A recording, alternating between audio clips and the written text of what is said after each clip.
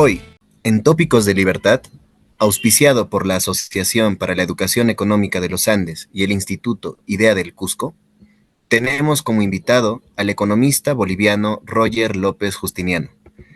Él es un economista especializado en regulación financiera y gestión de riesgos y análisis macrofinanciero. Es un máster en economía y finanzas y máster en banca y regulación financiera por la Universidad de Navarra en España. Paralelamente, imparte cursos de economía, econometría y ciencia de datos en programas de postgrado en Bolivia. Sin más preámbulos, vamos a empezar con la primera pregunta. ¿Listo? 20 años de socialismo, en sí, indigenismo, comunitarismo, palabras que se quieran usar en sí, han dejado a Bolivia con fraude electoral, inflación descontrolada, corrupción estructural, pobreza creciente y desabastecimiento de productos básicos. Viendo el desastre actual, ¿realmente valió la pena el voto identitario indígena y el discurso de la reivindicación que se usó como bandera? Pero también una autocrítica del otro lado. ¿Valió la pena no haber construido un relato integrador para contrarrestar este voto identitario? ¿Qué opinas, Mario? Bueno, muchas gracias primero por tenerme aquí. Muy contento de conversar sobre estos tópicos. Eh, a ver, el caso de Bolivia, como quizás puede ser el de Perú, pero yo creo que en Bolivia es mucho más marcado, es bien curioso y parte porque Bolivia es un estado plurinacional, bueno, que tiene, en principio, el cambio de nombre refleja una realidad, que hay muchas culturas. Y muchas de las culturas que hay en Bolivia tienen visiones distintas de a dónde quieren ir, ¿no? O sea, muchas visiones distintas sobre conceptos como la familia, la sociedad. Entonces, eso ha hecho, y durante la historia de Bolivia se ve, que sea difícil construir un relato integrador. O sea, hablar de una sola Bolivia, de un solo país, a veces es difícil, ¿no? Y eso se ve mucho, se ha regionalizado mucho el debate y entonces vendría a ser La Paz, que es la sede de gobierno, contra Santa Cruz, ¿no? Que es ahora la ciudad que tiene mayor importancia en cuestión en términos de producción, ¿no? Es la que aporta más en términos de producción al Producto Interno. Entonces se ha vuelto una especie de antagonismo, ¿no? Y eso uno lo ve como claro también en los estereotipos, ¿no? De éxito un poco que hay en cada una de las ciudades, ¿no? O sea, el estereotipo un poco de éxito, que estoy haciendo un poco de caricaturas, pero el estereotipo de éxito de la Paz es ser ministro, ¿no? El estereotipo de éxito de Santa Cruz es ser un gran empresario. Entonces son como dos visiones muy, muy distintas. Con esto no quiero decir que no haya gente en Santa Cruz que quiera ser ministro y gente en La Paz que no quiera ser empresario, ¿no? Pero es un poco el estereotipo lo más natural, ¿no? Entonces, ha sido siempre difícil construir una sociedad, una sola, un tejido social. Entonces, bajo ese contexto, se entiende un poco y hay que ser claros, ¿no? También, durante toda la historia boliviana, excepto este último periodo, el indigenismo fue como puesto de lado, ¿no?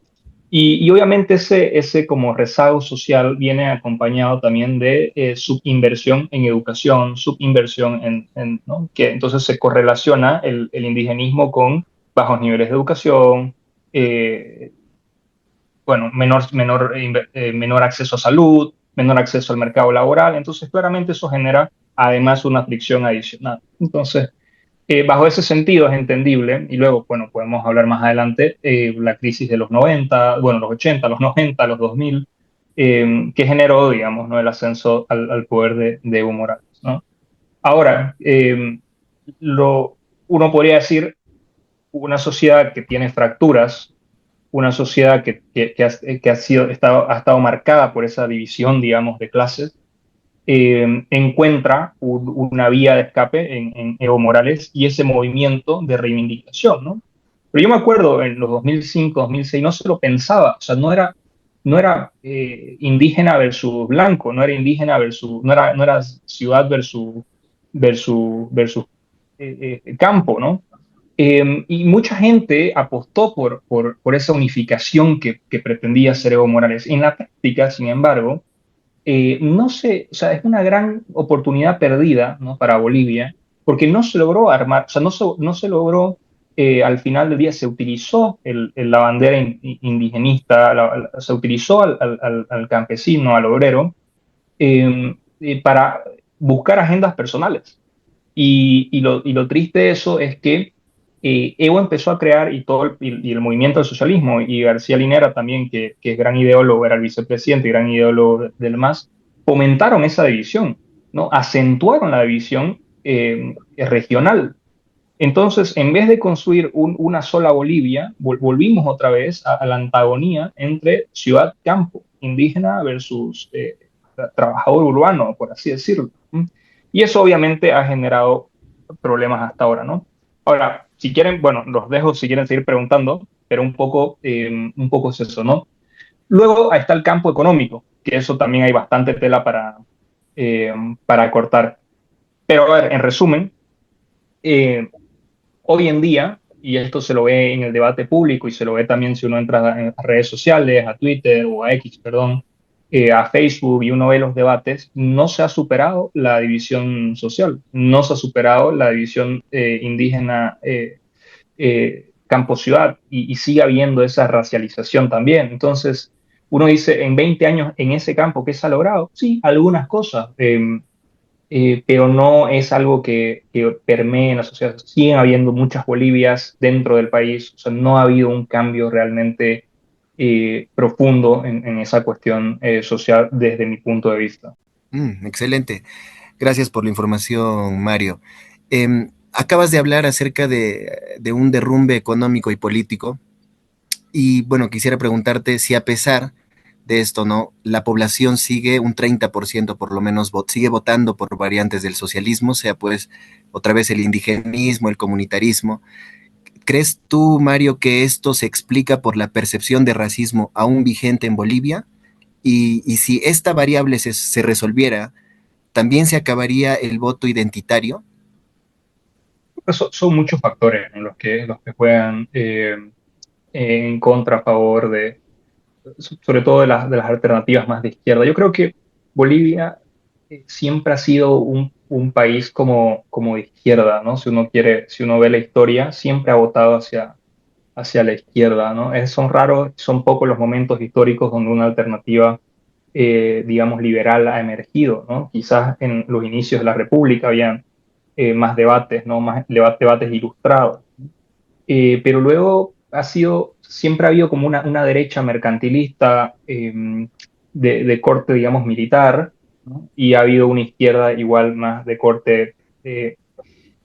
de corte social, socialista, pero no ha habido, digamos, una alternativa propiamente liberal. Entonces, y luego hay otro tema que yo creo que influye bastante, son los recursos naturales, ¿no? Ese sentimiento de que los recursos naturales son de todos, ¿no? Y de que tienen que redistribuirse, ¿no? Y hay muchos grupos de interés que se forman alrededor de estos grupos sociales.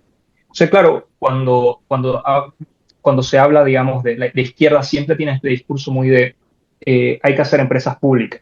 ¿Para qué? No importa, ¿no? O sea, había una empresa hace unos meses salió en Bolivia una empresa de papas fritas, ¿no? O sea, estatal.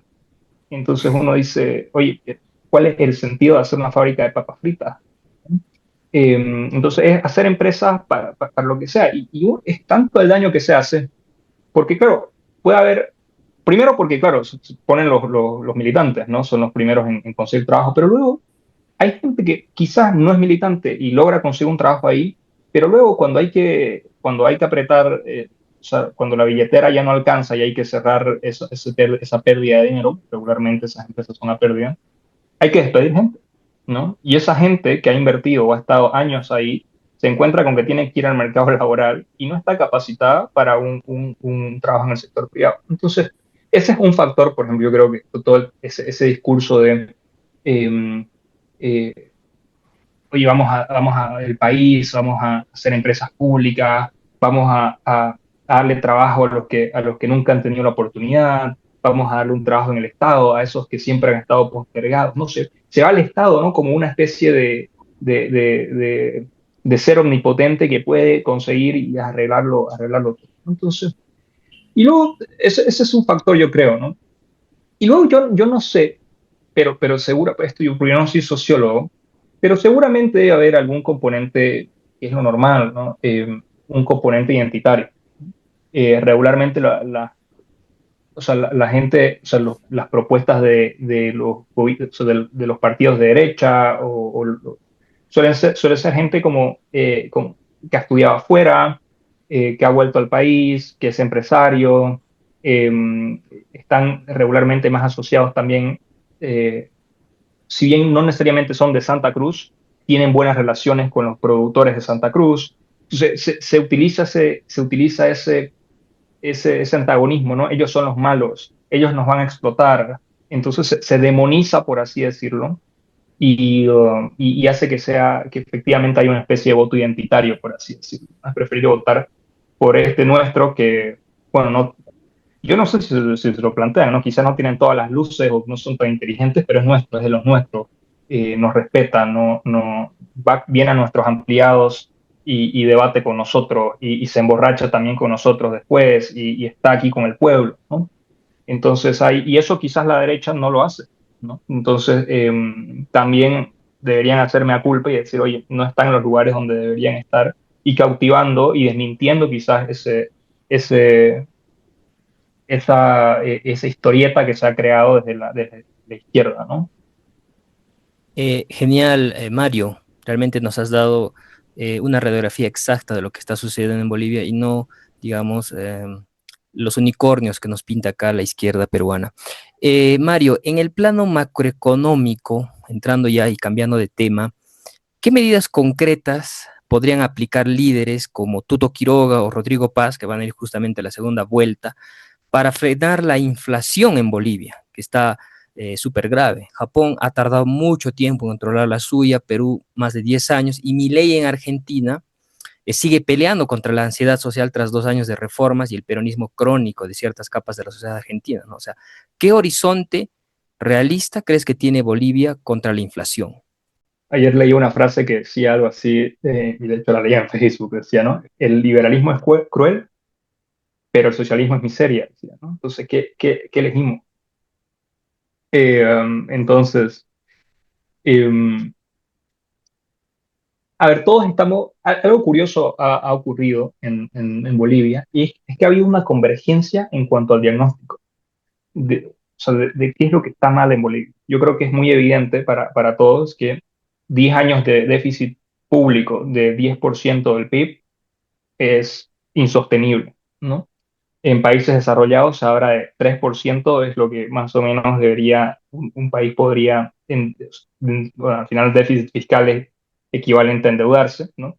3% es lo que podría más o menos un país endeudarse año a año, contando con el crecimiento del producto, ¿no? Para más o menos mantener la razón de la deuda PIB estable.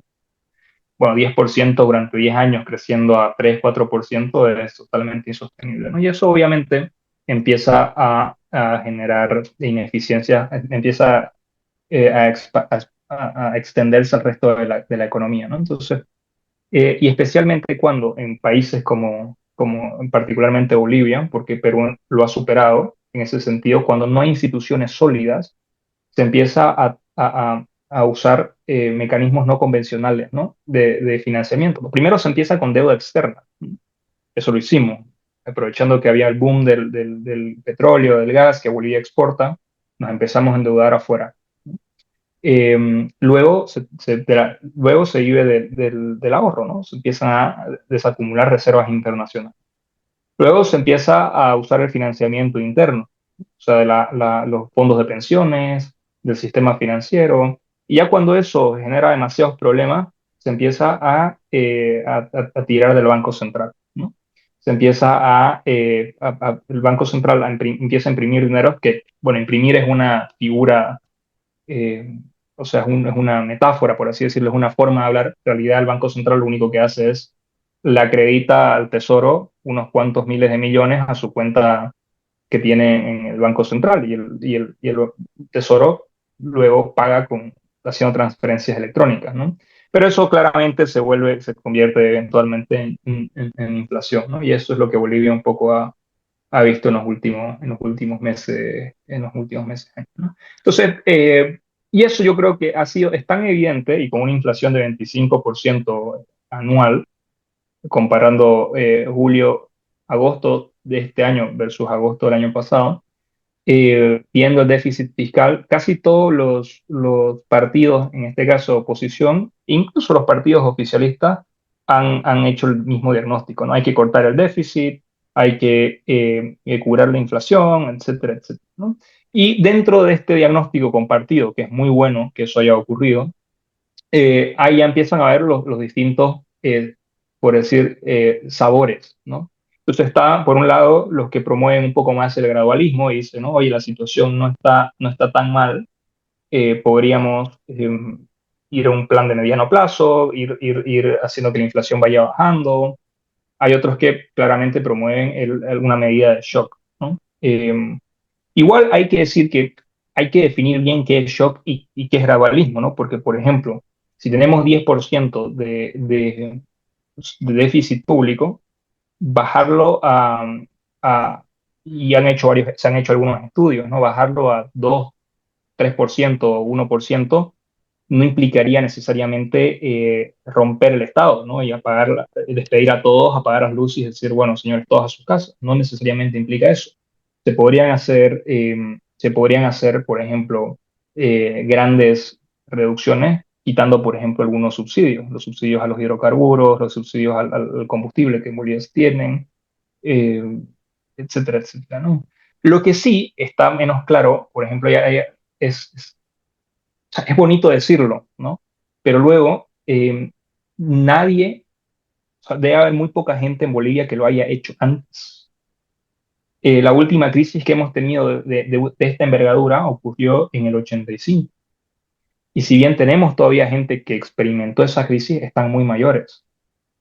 Entonces, realmente, a veces uno, o sea, digo, uno le dicen experto cuando ha hecho algo mucho tiempo, ¿no? O sea, entonces, los economistas bolivianos no somos expertos en gestión de crisis macroeconómicas, por la misma razón de que no hemos curado, por así decirlo, crisis macroeconómicas en ningún lugar. Las personas que, por ejemplo, saben hacer eso están en el Fondo Monetario Internacional, están quizás en el Banco Interamericano de Desarrollo, bueno, pero más en el fondo, en el Banco Mundial. O sea, organismos que se han creado con esa finalidad de dar asistencia técnica y de coayudar a los países a salir de esas crisis, ¿no? Entonces, y el otro punto es que también para salir de las crisis se necesita, por ejemplo, en Bolivia ahora, no tenemos dólares,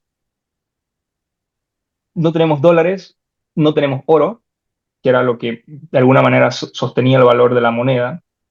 Entonces, si no se da una certeza muy creíble de que la reducción fiscal va a ser sostenida en el tiempo y no se constituye, no se consiguen, no se, digamos, limpia el balance del Banco Central, no hay un ancla que estabilice el valor de la moneda. Entonces la pregunta es, ¿cómo van a hacer cualquiera que sea presidente, cómo van a conseguir eso? ¿No? Y eso no está claro. Un candidato decía, Tuto decía que iba a conseguir un fondo me parece eran 4.000 millones de dólares para estabilizar las reservas y poder intervenir en el mercado cambiario y estabilizar un poco la inflación, ¿no? Para que no haya ese efecto, el pass-through que le decimos los economistas, de la depreciación del tipo de cambio que afecte a los precios. Y esos 4.000 millones tampoco está muy claro de dónde van a salir, ¿no? Dicen organismos multilaterales, fondos con países amigos, un fondo, o sea, forman un fondo de estabilización, no está muy claro. Hay algunos créditos que están parados en la Asamblea, todavía en la Asamblea Legislativa, quizás de ahí, aunque esos créditos no son para fondo de estabilización, son para infraestructura, igual dicen que quieren sacar de ahí. O sea, no está realmente muy claro cómo van a hacer para salir de ese problema, ¿no? Paz, hasta donde lo escuché, el otro candidato, decía que no había que endeudarse, pero Tuto Quiroga fue a Estados Unidos a reunirse con personeros de organismos internacionales, a hacer gestiones, y a la semana Paz también fue a hacer lo mismo. Entonces, o sea, es como nadie sabe muy bien o sea, todos tienen como el diagnóstico claro, pero en el cómo es donde no hay como tanta certeza, ¿no? Y es ahí donde vamos a ver, sea que sea quien gane, a ver cómo bailan, pero cómo bailan ese momento, ¿no? Pero lo que sí está claro es que la situación es realmente crítica, ¿no? Y lo que yo creo es que se van a encontrar con un Estado en peores condiciones de la que las figuras públicas, o sea, que los números públicos están diciendo. Entonces va a ser una situación, diciembre yo creo que va a ser un periodo complicado para el país y para el que gane, mamita, va a ser bien duro esos primeros días. Genial, tal vez les podamos enviar a nuestro banquero central, Julio Velarde. Justo ahí al respecto, yo recuerdo que cuando Evo Morales intentó retirar los subsidios a los combustibles, casi lo tumban en una semana, ¿no? Entonces, Mario, ¿cómo enfrentar a una sociedad adicta a los subsidios, pero sin repetir la historia? Yo creo que las circunstancias cambian un poco, ¿no? Porque em, hay una cuestión importante es que ahora no hay, yo creo que la escasez un poco te enseña, ¿no? Entonces, si la alternativa o sea, si mantener los subsidios implica que no haya combustible, la gente ya se lo plantea, ¿no? Y dice, oye, yo estoy dispuesto a pagar más. Entonces, estos días, inauguraron la primera estación de servicio, el primer surtidor, que ha importado combustible, diésel en este caso, de forma privada. Es un grupo económico, porque antes, claro, lo tenía el monopolio la empresa estatal, ¿no? Yacimiento Petrolíferos Fiscales Bolivianos, YPFB. Y vamos a ver, y el precio ahora que habían puesto era como si el público, o sea, si el subsidiado está a 4 pesos bolivianos por litro, este estaba a 14, me parece, algo así. O sea, es 3, 4 veces más caro, que es valor precio de mercado, ¿no? Lo que ellos están eh, importando. Entonces vamos a ver cómo les va a ir. Entonces yo creo que la situación es bastante crítica. Si en la ciudad suele haber escasez de combustible, no me imagino cómo debe estar en las provincias donde se produce, ¿no? Debe ser unas colas interminables, ¿no? Entonces la gente al final dice, oye, si la alternativa es no tener combustible, si es estar parado, no sembrar, no producir, pagamos lo que sea, pero por lo menos mantener nuestra actividad económica. Entonces yo creo que las situaciones en ese sentido son distintas. Cuando Evo lo quiso hacer, estábamos en el pico o sea, estabilidad macroeconómica, o sea, era un lujo. O sea, estábamos en medio, disfrutando, empezando a disfrutar la mayor bonanza, quizás la mayor bonanza que Bolivia ha tenido en toda su historia. Entonces la gente estaba, o sea, disfrutando eso, ¿no? Ahora que ya es crítico, ya yo creo que la gente se plantea no, o sea, preferible es que haya y que cueste lo que cueste, ¿no? Ahora, eso obviamente tiene efectos, ¿no? En los precios, en las expectativas también de inflación. La inflación es muy complicada porque, por un lado, está efectivamente, vamos a decir, la primera ronda, que sube el precio del combustible, y luego eso se transmite a toda la cadena productiva, ¿no? Ahora, ese precio en principio debería ser una subida transitoria, propiamente no es inflación, ¿no? Es que ha subido un precio y luego la gente dejará de comprar, hay un ajuste, dejará de consumir algunas cosas, están más caras, habrá un ajuste en los precios relativos y eso se irá desapareciendo. El problema es que, claro, en un contexto donde las expectativas están totalmente desatadas, eso puede generar efectos de segunda, tercera ronda, lo que sea, y puede ser muy difícil de controlar, ¿no? Especialmente ahora con una inflación de 25% y con el Banco Central que no tiene ningún control sobre la política cambiaria ni la política monetaria. Entonces, o sea, respuesta corta, yo creo que si hay un momento para quitar el subsidio, es ahora. Gracias, Mario. Interesante. Por supuesto que este efecto psicológico es el que viene después de las ideas del socialismo, no solo en política como tal, sino en economía. con la economía austriaca, la dinámica frente a la estática, en la psicología con el análisis funcional de la conducta sobre la psicología clásica, y en sí, o frente a eso, ¿no? No obstante, a pesar de eso, a pesar de que estamos teniendo una revolución científica donde la dinámica se impone a lo que ya tenemos, en el Perú, aquí en nuestro país, la izquierda insiste en presentar este modelo boliviano, ¿no? Estos 20 años de los que estamos hablando, como un ejemplo a seguir. Y bueno, tenemos candidatos como Verónica Mendoza con su izquierdismo progresista, a Vicente Alanoca con su indigenismo comunitario, ¿no? Ideas como las que comentaste del MAS. También tenemos a Antauro Humala con su idea del etnocacerismo y la reivindicación de la raza cobriza, ¿no? Todos esos detalles. Ahora, frente a eso, ellos dicen que existe un balance positivo en el costo-beneficio y a estos resultados, ¿no? Frente a estos resultados actuales de Bolivia, ¿tú qué les responderías? Bueno, Bolivia, hay un estudio que lo hizo un economista boliviano que, que estudia, profesor de la doctor en Yale, profesor de la Universidad de Chile, donde él decía, ¿no? El estudio se llamaba habilidad versus suerte, ¿no? Y él hacía el análisis con unas metodologías interesantes y él hacía el análisis de qué hubiera pasado con Bolivia si Evo Morales, o sea, el PIB per cápita de Bolivia, si Evo Morales no hubiese sido presidente. Entonces, lo que decía era que el PIB, o sea, el resultado de su análisis era que el PIB per cápita hubiera sido más alto.